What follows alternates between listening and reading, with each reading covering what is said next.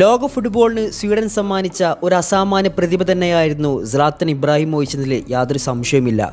രാജാക്കന്മാരും മാന്ത്രികന്മാരും അസുരന്മാരുമെല്ലാം തിങ്ങിപ്പറക്കുന്ന കാൽപന്ത് ലോകത്ത് തൻ്റേതായ ഐഡന്റിറ്റി കൊത്തിവെച്ച താരമായിരുന്നു സ്ലാത്തൻ.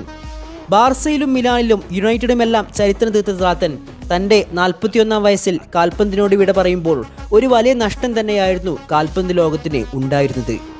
എന്നാൽ സ്ലാത്തന് ശേഷം മറ്റൊരു പ്രതിഭാസത്തെ ലോക ഫുട്ബോളിന് സമ്മാനിക്കാൻ സ്വീഡന് സാധിച്ചിട്ടില്ലായിരുന്നു. എന്നാൽ ഇന്നിതാ യൂറോപ്യൻ ഫുട്ബോളിൽ പല ടീമുകളുടെയും അന്തകനായി ഒരു സ്വീഡിഷ് പുലി അവതരിച്ചിട്ടുണ്ട്. പോർച്ചുഗീസ് ക്ലബ്ബായ സ്പോർട്ടിംഗ് സിപിയിൽ അസാമാന്യ പ്രകടനം കാഴ്ചവെക്കുന്ന, തൻ്റേതായ സെലിബ്രേഷൻ കണ്ടെത്തി രാജ്യത്തിനും ക്ലബിനും വേണ്ടി ഗോളടിച്ചും ഗോളടിപ്പിച്ചും കൺസിസ്റ്റന്റായി മുന്നേറുന്ന സ്ലാത്തൻ ഇബ്രാഹിമോവിച്ചിന് ശേഷം സ്വീഡൻ പ്രൊഡ്യൂസ് ചെയ്ത മറ്റൊരു വില്ലാളി വീരൻ. His name is Victor ജോയ്ക്കൊറസ്.